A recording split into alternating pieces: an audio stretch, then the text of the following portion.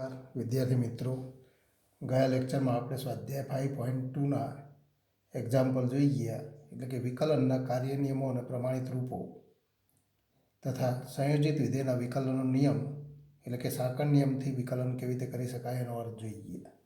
હવે આપણે જોઈએ ગૂઢ વિધેયના વિકલિતો. ગૂઢ વિધેય એટલે તો શું, તો એને આપણે સમજવાનું.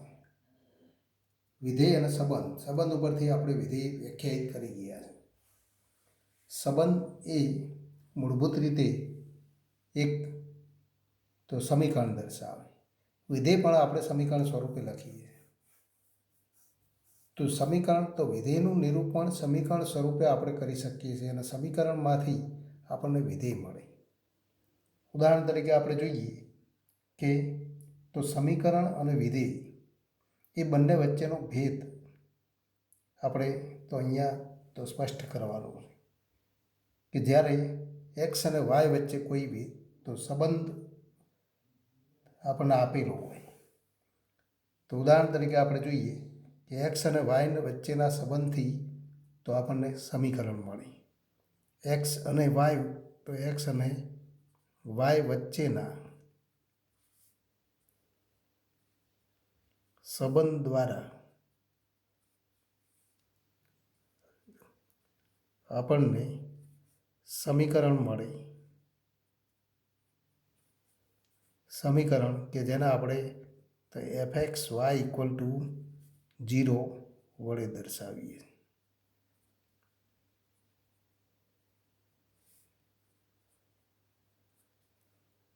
દાખલા તરીકે તો ઉદાહરણ તરીકે કે x - y - π = 0 તથા x + sin xy - y = 0 તથા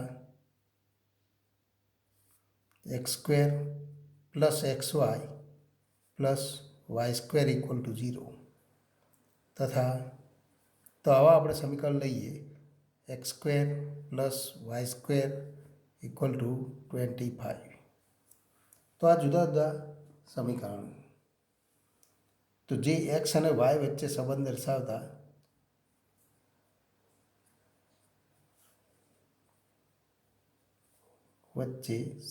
દર્શાવતા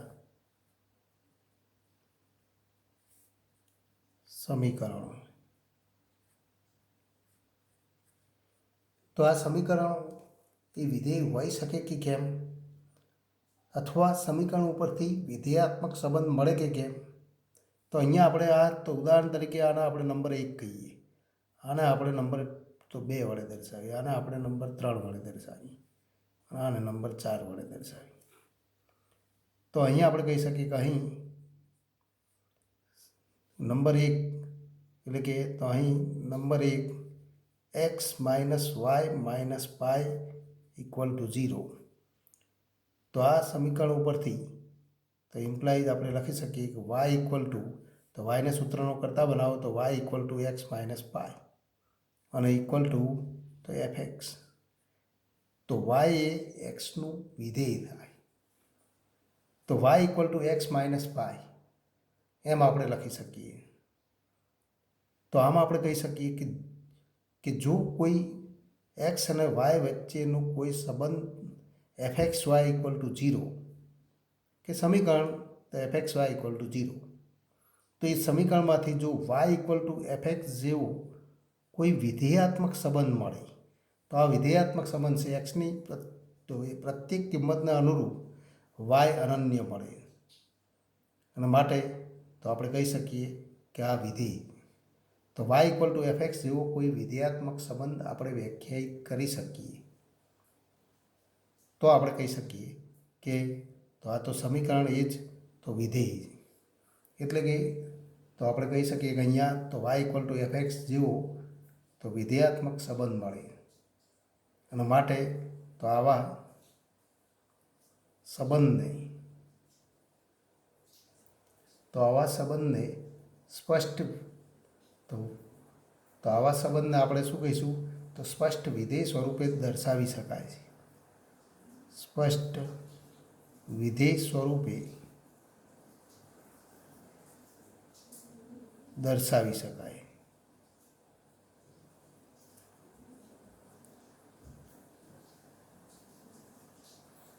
પણ બીજા નંબરના પરિણામમાં જોઈએ કે નંબર 2, તો એમાં આપણે જોઈએ તો x plus sine x into y minus y equal to 0. તો સંબંધ પરથી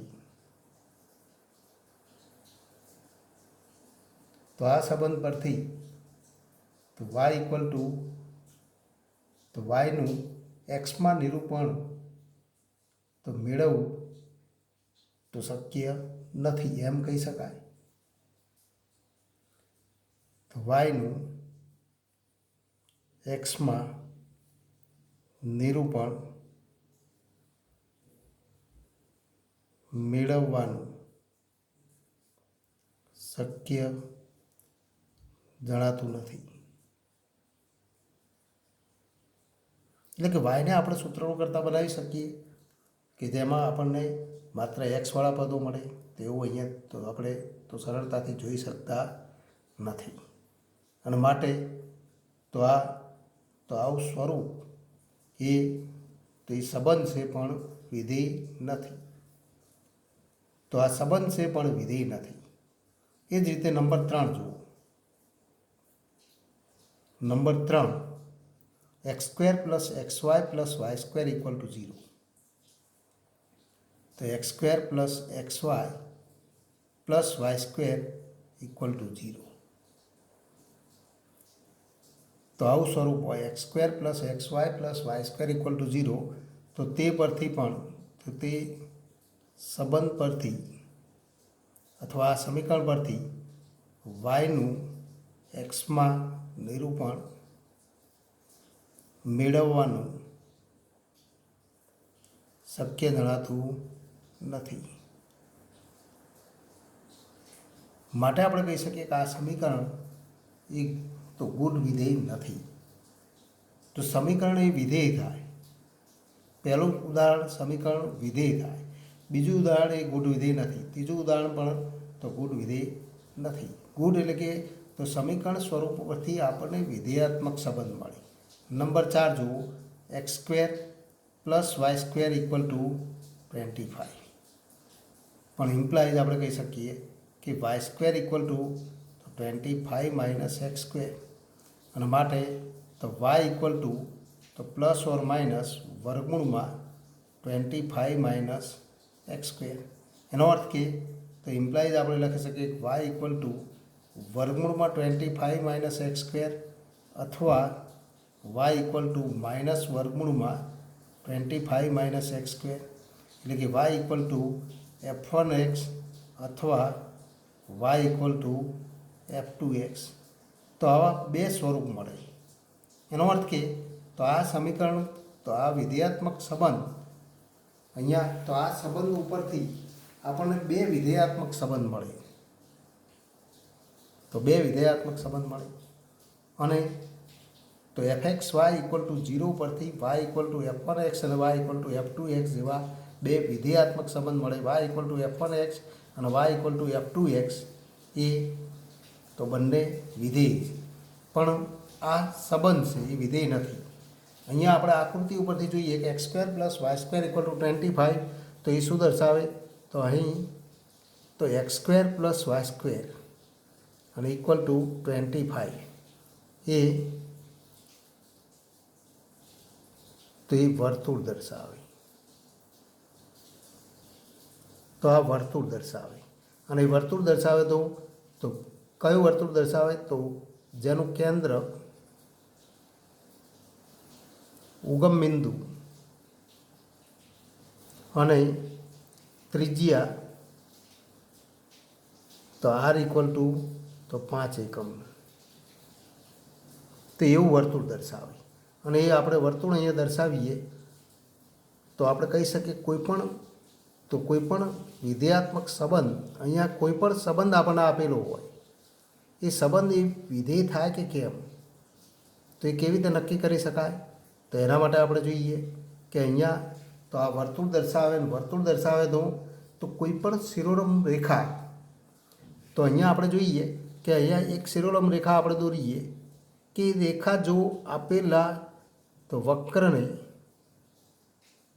અનન્ય બિંદુમાં છે, એટલે કે કોઈ પણ આલેખ આપણને આપેલો હોય કે કોઈ વક્ર આપેલો હોય, એ વક્રને તો એક બિંદુમાં અનન્ય બિંદુમાં છેદતું હોય તો આપણે કહી શકીએ કે વાય ઇક્વલ ટુ એફએક્સ જેવું તો વિધેયાત્મક સંબંધ, એટલે કે સીધે સીધું એ તો વિધેય થઈ જાય, એટલે કે તો એ વિધેયનું સમીકરણ થાય x minus y minus pi equal to 0. એને આકૃતિ દોરીએ તો એ તો સુરેખા મળે, અને સુરેખા મળે તો એ સુરેખા માટે કોઈ પણ શિરોળમ રેખા એક અને માત્ર એક બિંદુમાં છે, અહીંયા એકથી વધુ બિંદુમાં છે, એટલે કે વર્તુળને તો કોઈ રેખા તો આપણે અહીંયા લખી શકીએ એક્સ ઇક્વલ ટુ તો આ 0 થી 5 5 એકમ અંતર છે, માટે આ 5 છે, તો એક્સ ઇક્વલ ટુ 2 લઈએ અથવા તો 2.5 લઈએ. તો રેખા તો અહીંયા આપણે લખી શકીએ કે એક્સ તો વાય એક્સના સમાંતર રેખા, તો આપણે લખી શકીએ કે વાય અક્ષને સમાંતર રેખા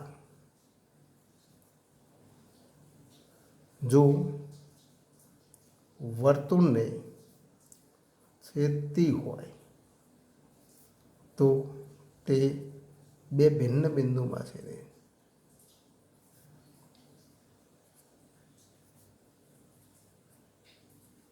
તેથી આપણે કહી શકીએ કે x square plus y square equal to 25 એ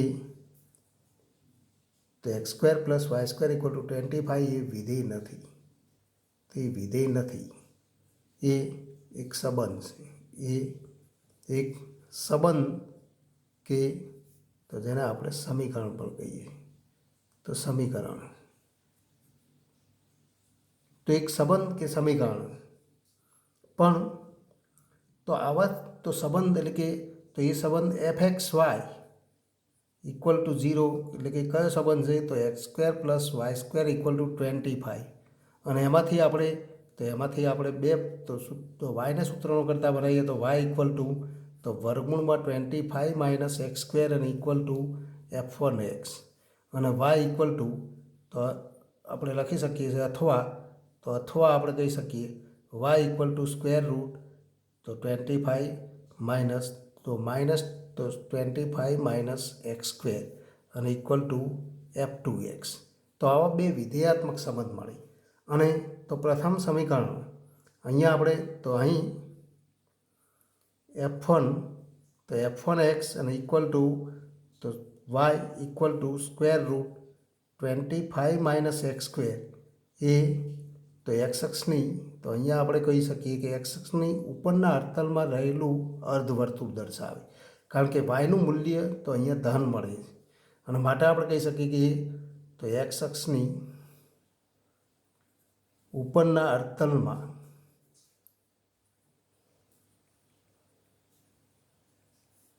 રહેલ અર્ધવર્તુળ દર્શાવે,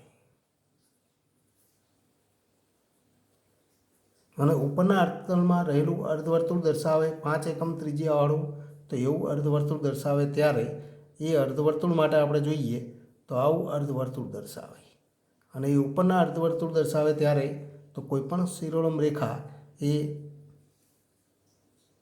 તો માટે કોઈપણ શિરોળમ રેખા કે જે અર્ધવર્તુળને તો છેદતી હોય એ તો કેટલા બિંદુમાં છેદશે? એક અને માત્ર એક બિંદુમાં છેદશે. એનો અર્થ કે માટે તો જેને કોઈ પણ શિરોલંબ રેખા છેદે તો અનન્ય બિંદુમાં છેદે. એનો અર્થ કે એક્સની કોઈ પણ કિંમતને અનુરૂપ તો વક્ર ઉપર એક અનન્ય બિંદુ એક્સ વાય મળે, એટલે કે તો વાયની અનન્ય કિંમત મળે, એટલે કે તો આ ગણના પ્રત્યેક ઘટક કયા ગણના તો અહીંયા તો જે એનો પ્રદેશ ગણ છે, પ્રદેશ ગણ એટલે ક્લોઝ ઇન્ટરવલ -5 to 5, તો -5 થી 5માં રહેલા કોઈ પણ तो घटक एक्स ने अनुरूप वायनी अनन्य किंमत મળે એટલે કે તો એ વિધેય અનન્ય બિંદુમાં છે જેથી આપણે કહી શકીએ કે x belongs to close interval -5 to તો 5 ને અનુરૂપ વાયની અનન્ય કિંમત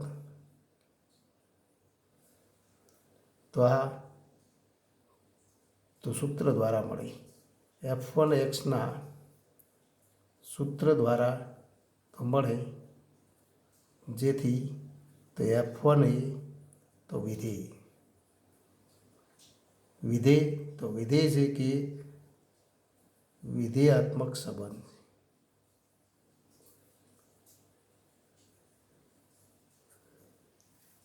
અને આવું જ્યારે થાય તો અહીંયા આપણને એવા બે વિધેય મળે તે જ રીતે F2x तो F2x અને ઇક્વલ ટુ તો માઇનસ સ્ક્વેર રૂટ તો 25 માઇનસ એક્સ સ્ક્વેર એ એક્સ અક્ષની નીચેના અર્ધતલમાં રહેલ અર્ધવર્તુળ દર્શાવે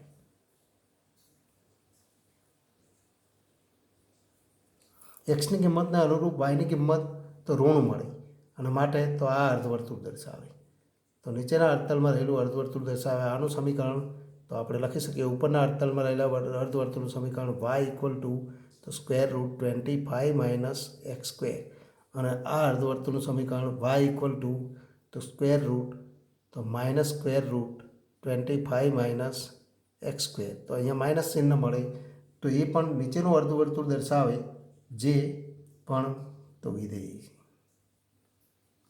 આમ તો આ સંબંધ ઉપરથી અથવા આ સમીકરણ ઉપરથી તો માટે આપણે કહી શકીએ કે x square plus y square equal to 25 x અને વાય તો એક્સ અને વાયની કઈ કિંમતો તો x y belongs to close interval -5 to 5 માટે તો આ સમીકરણ મળે તો એટલે કે fxy ઇક્વલ ટુ 0 એટલે કે x square plus y square minus 25 equal to 0 જેને આપણે fxy તરીકે દર્શાવી શકીએ તો આ 0 જેવા સંબંધ કે સમીકરણ પરથી કોઈ અંતરાલ i પર વ્યાખ્યાયિત તો સંબંધ અથવા વ્યાખ્યાયિત વિધેયાત્મક સંબંધ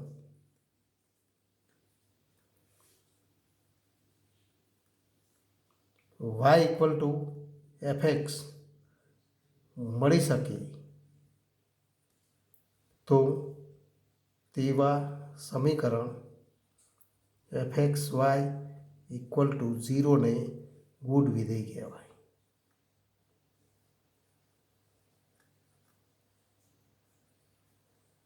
એનો અર્થ કે આ સમીકરણ હતું એ વિધેય નથી પરંતુ આ સમીકરણ કે આવા સંબંધ પરથી આપણે તો આવા સંબંધમાં એકથી વધુ વિધેય વ્યાખ્યાયિત થાય અને એકથી વધુ વિધેય વ્યાખ્યાયિત કરી શકાતા હોવાથી એને તો ગુડ વિધેય કહેવાય જ્યારે આવું સમીકરણ fxy ઇક્વલ ટુ 0 જેવો સંબંધ કે જેમાંથી y ઇક્વલ ટુ fx જેવો કોઈ વિધેયાત્મક સંબંધ સીધો મળી શકતો હોય અહીંયા આપણે કહી શકીએ છીએ કે y equal to x minus પાય આ વિધેયાત્મક સંબંધ છે અને વિધેયાત્મક સંબંધ છે માટે તો એવા સંબંધને સ્પષ્ટ વિધેય કહેવાય એટલે કે એવા સમીકરણને આપણે સ્પષ્ટ વિધેય એટલે કે વિધેય જ કહીશું જેને સરળ વિધેય કહેવાય સ્પષ્ટ વિધેય અથવા ક્યારેક સરળ વિધેય પણ કહી શકાય જ્યારે તો કોઈ સમીકરણ ઉપરથી તો કોઈ સમીકરણ તો સીધું વિધેય આપણને દેખાતું ન હોય પરંતુ એ સમીકરણ ઉપરથી y ઇક્વલ ટુ fx જેવા કોઈ વિધેયાત્મક સંબંધ કોઈ અંતરાલ ઉપર વ્યાખ્યાયિત કરી શકાતા હોય તો એવા સમીકરણને તો ગુડ વિધેય કહેવાય એવું સમીકરણ અથવા એવો સંબંધ એ તો ગુડ વિધેય તો અહીંયા x square plus y square equal to 25 એ ગુડ વિધેય છે આ તો સ્પષ્ટ સંબંધ અહીંયા સ્પષ્ટ વિધેય કહી શકાય સ્પષ્ટ વિધેય અથવા તો સીધું એને સરળ વિધેય પણ કહેવાય તો સરળ વિધેય અથવા સ્પષ્ટ વિધેય. જ્યારે બીજું સ્વરૂપ હતું બીજા નંબરનું સમીકરણ કે સંબંધ એમાંથી y ઇક્વલ ટુ fx જેવું તો કોઈ નિરૂપણ મેળવી શકાતું નથી, માટે તો આને આપણે તો ગૂઢ વિધેય નથી એમ કહી શકીએ. આ ગૂઢ વિધેય નથી. જ્યારે તો એ પણ ગૂઢ વિધેય નથી.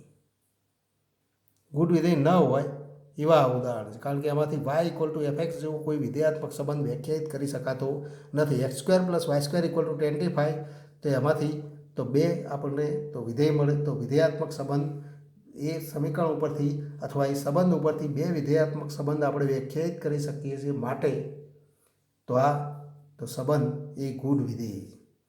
અહીંયા એક્સનો વર્ગ અને વાયનો વર્ગ એવા બે તો દ્વિઘાત સમીકરણ, અને માટે આપણને બે તો વિધેયાત્મક સંબંધ મળે. જો એક્સની 3 ઘાત હોય તો એમાંથી ત્રણ વિધેયાત્મક સંબંધ વ્યાખ્યાયિત કરી શકાય. X cube plus y cube equal to 27 હોય તો એમાંથી 3 સંબંધ વ્યાખ્યાયિત કરી શકાય, અને તો એ પણ ગૂઢ વિધેય થાય. એના આલેખ ઉપરથી તો આપણે એકથી વધુ વિધેયમાં તો આપેલા સમીકરણમાંથી જો એકથી વધુ વિધેયાત્મક સંબંધ કોઈ અંતરાલ ઉપર જુદા જુદા અંતરાલ કોઈ અંતરાલ i ઉપર વ્યાખ્યાયિત કરી શકતા હોય તો એવા તો કોઈ પણ સમીકરણ કે સંબંધને આપણે તો ગૂઢ વિધેય કહીશું. તો આ ગૂઢ વિધેયનો અર્થ છે. ફરી આપણે આગળ વધીએ કે જો x cube plus y cube minus 27 equal to 0, અને આપણે fxy કહીએ તો અહીં તો fxy ઇક્વલ ટુ તો 0 સાથે સરખાવીએ તો fxy ઇક્વલ ટુ 0 જેવું આપણને તો સંબંધ આપેલો છે, જ્યાં તો fxy ઇક્વલ ટુ તો x cube plus y cube minus 27, અને માટે તો આ સંબંધ પરથી 3 વિધેયાત્મક સંબંધ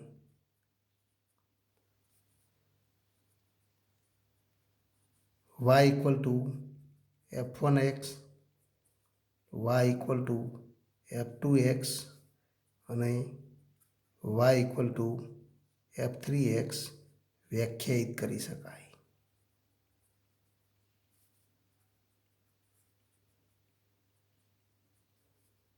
તેથી તો આ સંબંધ કે જેને આપણે સમીકરણ પણ કહીએ છીએ, સમીકરણ x cube plus y cube equal to 27 એ ગૂઢ વિધેય છે. તો આવા ગૂઢ વિધેયનું વિકલન કેવી રીતે કરી શકાય? તો ગૂઢ વિધેયનું વિકલન કરવા માટે તો ફરી આપણે તો કેટલાક અર્થ ધ્યાનમાં રાખીશું કે ગૂઢ વિધેયનું વિકલન તો આપેલ સમીકરણનું તો ગૂઢ વિધેયનું વિકલન હવે આપણે તો એની ચર્ચા કરીએ. ગૂઢ વિધેય કોને કહેવાય એ આપણે જોઈ ગયા. તો ગૂઢ વિધેયની વ્યાખ્યા આના ઉપરથી પહેલાં લખીશું કે જો એક્સ અને વાયનો સંબંધ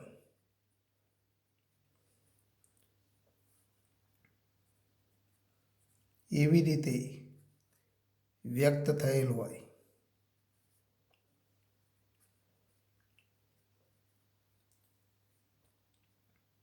કે તેને વાય માટે ઉકેલી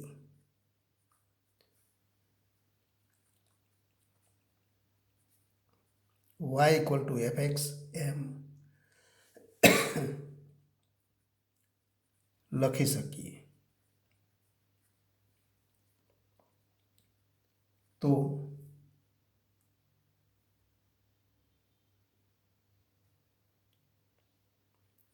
વાયને એક્સના સ્પષ્ટ વિધેય તરીકે દર્શાવેલ.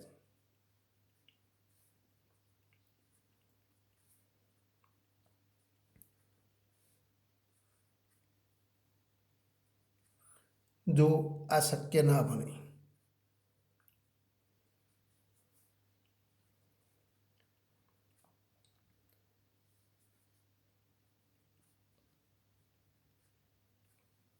તો આપણે કહીશું કે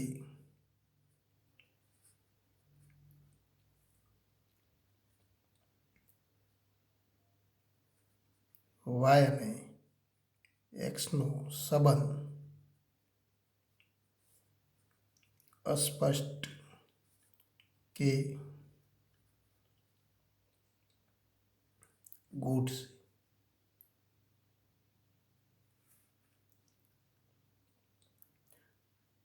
તો સીધે સીધું આપણે તો એવું નિરૂપણ ન મેળવી શકતા હોય ત્યારે તો એ ગૂઢ વિધેય હોઈ શકે. કેટલાક ઉદાહરણોમાં આપણે જોઈ શકીએ કે તો હમણાં આપણે ઉદાહરણ જોઈ ગયા હતા તો એવા ઉદાહરણમાં ક્યારેક વાય ઇક્વલ ટુ તો સરળતાથી આપણે નક્કી ન કરી શકતા હોય કે ગૂઢ વિધેય થાય કે ન થાય, પણ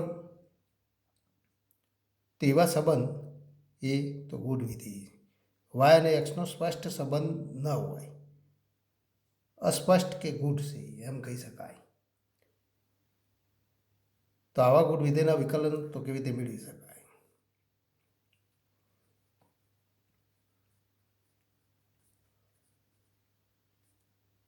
તો ગૂઢ વિધેયનું વિકલિત મેળવવા માટે તો આપેલ ગૂઢ વિધેયને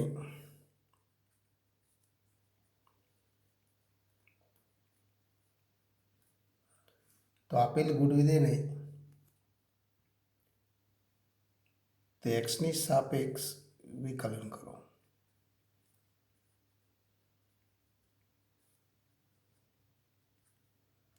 તો એક્સની સાપેક્ષ વિકલન કરો અને એક્સની સાપેક્ષ વિકલન કરીએ ત્યારે વાય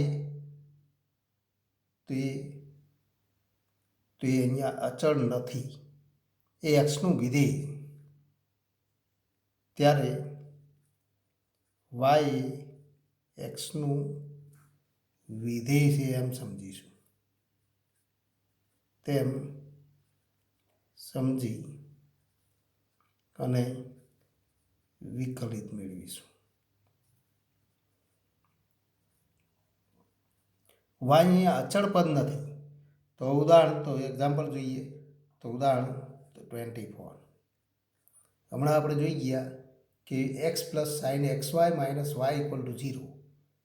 અહીંયા એ તો ગૂઢ વિધેય થાય, કારણ કે y equal to f x જેવું આપણે સરળતાથી નિરૂપણ મેળવી શકતા નથી, પણ એ ગૂઢ વિધેય, કારણ કે એમાંથી તો કેટલાક એવા સ્વરૂપમાંથી આપણે y equal to f x જેવો સંબંધ મેળવી શકીએ.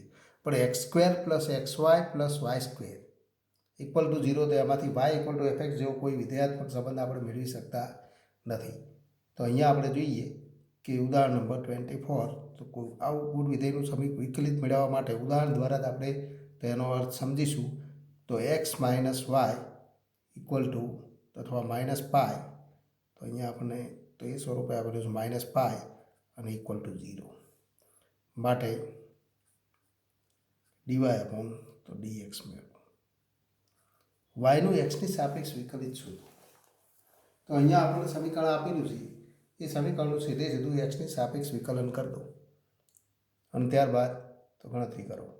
અથવા વાય તો વાય ઇક્વલ ટુ વાયને સૂત્રનો કરતા બનાવો અને તો ત્યારબાદ ગણતરી કરો. બે રીત છે કે અહીં વાયના સૂત્રનો કરતા બનાવીએ તો Y equal to x minus pi માટે એક્સની સાપેક્ષ વિકલન કરતા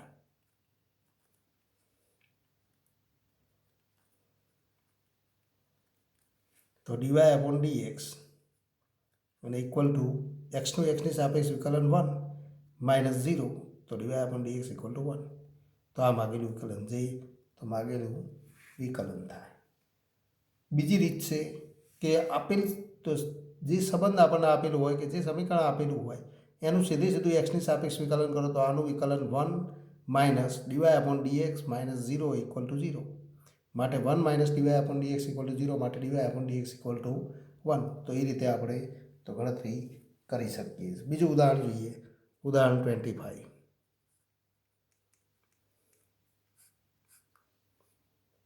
કે વાય પ્લસ સાઇન વાય અને ઇક્વલ ટુ કોસ એક્સ. અહીંયા પણ આપણે જો વાયને તો વાયને એક્સના સ્વરૂપમાં સીધે સીધું દર્શાવી શકતા નથી, પણ આ તો ગૂઢ વિધેય. હમણાં આપણે ઉદાહરણ જોઈ ગયા એમાં તો એમાં પણ આપણે ધ્યાન રાખીશું કે તો માત્ર તો નંબર તો અહીંયા આપણે તો જે ઉદાહરણ લઈએ એમાં નંબર 2 નંબરનું જે સમીકરણ જોઈ ગયા હતા x + sin xy - y = 0 એ તો ગુડ વિધેય નથી એમ નહીં, પણ એ ગુડ વિધેય છે, જ્યારે 3 અને 4 એ ગુડ વિધેય નહોતા. અહીંયા આપણે જોઈએ y + sin y = cos x, તો આ આપણે સમીકરણ આપેલું છે, માટે તો dy/dx મેળવો.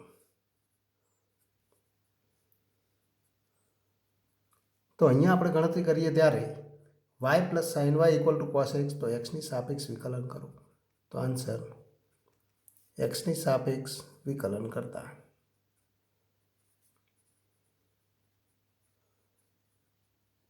તો x ની સાપેક્ષ વિકલન કરીએ તો dy/dx પ્લસ sin y, પણ sin y નું તો x ની સાપેક્ષ વિકલન કરવું હોય તો અહીંયા તો અહીંયા સંયોજિત વિધેયના વિકલન નિયમથી આપણે ગણતરી કરવી પડે. એટલે કે અહીંયા આપણને ખ્યાલ આવવો જોઈએ કે સાંકળ નિયમથી આપણે ગણતરી કરી છે d/dx sin y. તો બહારનું વિધેય sin છે અને ચલ એનો x નથી પણ y, તો આપણે લખી શકીએ d/dx. તો આ અર્થ આપણે ખાસ સમજવાનો છે, d/dx sin y અને equal two d/dx cos x. cos x માટે તો આપણે જાણીએ છીએ એનું વિકલન, પણ આનું વિકલન કેવી રીતે મેળવી શકાય એ આપણે જોઈએ. તો માટે તો yનું x ની સાપેક્ષ વિકલન dy/dx પ્લસ ફરી sin x નું વિકલન આપણે જાણીએ છીએ x ની સાપેક્ષ, તો સાઇનનું વિકલન તો cos, માટે આપણે લખી શકીએ sin y નું વિકલન તો y ની સાપેક્ષ cos y ઇન્ટુ તો ફરી yનું x ની સાપેક્ષ વિકલન તો dy/dx. તો બહારનું વિધેય sin છે એનું વિકલન cos, તો cos y, એનો ચલ y છે પણ ચલ x નથી, માટે ફરી yનું તો એના ચલનું x ની સાપેક્ષ વિકલન તો dy/dx અને equal two d/dx cos x, તો cos x નું વિકલન કરો તો ઇક્વલ ટુ -sin x. હવે તો આપેલ તો ગુડ વિધેયનું x ની સાપેક્ષ વિકલન કરી dy/dx વાળા પદ એકત્ર કરો, તો dy/dx વાળા બે પદ છે એમાંથી તો સામાન્ય લઈએ તો 1 + cos y dy/dx અને ઇક્વલ ટુ -sin x. માટે તો હવે dy/dx ના સૂત્રનો કરતા બનાવો તો dy/dx ઇક્વલ ટુ તો -sin x upon 1 + તો cos y. તો આ માગેલું વિકલન થાય. ટૂંકમાં આપણે કહી શકીએ કે આવું નિરૂપણ લખીએ ત્યારે તો અહીંયા આપણે લખવું પડે y is not equal to તો cos y is not equal to 1, પણ cos y 1 ક્યારે થાય તો 2k π. તો આપણે લખી શકીએ કે તો અહીંયા તો cos y નું મૂલ્ય -1 ક્યારે થાય તો 2k + 1 × π, k belongs to z. એટલે કે આનું મૂલ્ય 0 ન થવું જોઈએ, ત્યારે આપણે ભાગી શકીએ. તો 1 + cos y is not equal to 0, એટલે કે y is not equal to તો 2k + 1 × π, k belongs to z. તો આ તો માગેલું વિકલન. હવે આગળ વધીએ તો અહીંયા ત્રિકોણમિતિય પ્રતિવિધેયના વિકલન તો મેળવવા છે. તો સૌ પ્રથમ પ્રતિવિધેયનું વિકલન માટેનું તો વિકલનનું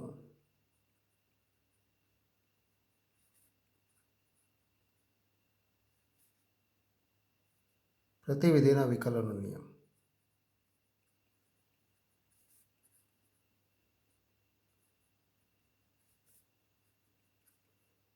તો આ નિયમ આપણે જાણતા હોવા જોઈએ.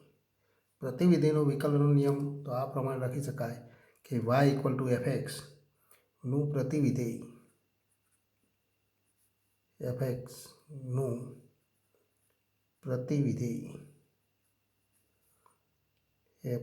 તો x = f ઇન્વર્સ y મળે.